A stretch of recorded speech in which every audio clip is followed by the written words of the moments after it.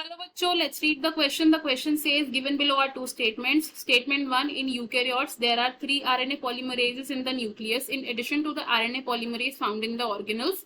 Statement 2, all the 3 RNA polymerases in the eukaryotic nucleus have different roles. In the light of the above statements, choose the correct answer from the options given below. इस question में हमारे पास दो statements हैं and हमें बताना है कि ये स्टेटमेंट्स करेक्ट है या इनकरेक्ट है. हमारा की कॉन्सेप्ट जो यूज होगा that will be transcription in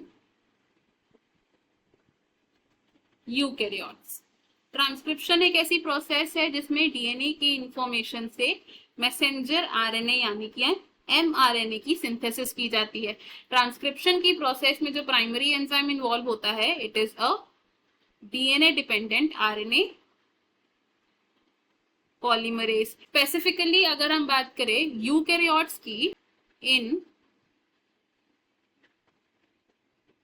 eukaryotes, तो यूकैरियोट्स के न्यूक्लियस में प्रेजेंट होता है एक RNA polymerase. It has a RNA polymerase and साथ ही साथ RNA polymerase eukaryotic cell organelles में भी प्रेजेंट होता है. It is present in addition to RNA polymerase in organelles.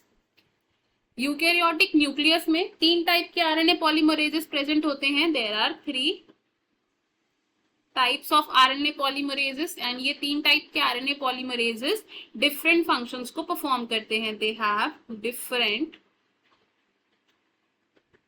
Functions. RNA polymerase 1 क्या करता है? आरएनए पॉलीमरेज 1 ट्रांसक्राइब करता है आरआरएनए को. It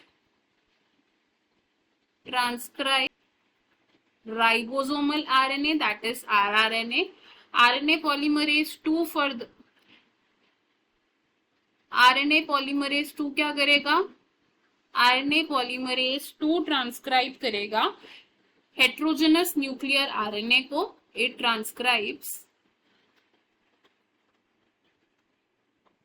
hnRNA which is the precursor of mRNA. and lastly जो RNA polymerase 3 है, RNA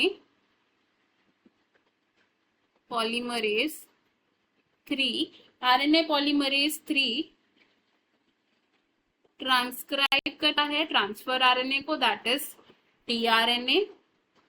5S RNA 5 SRRNA and SNRNA को.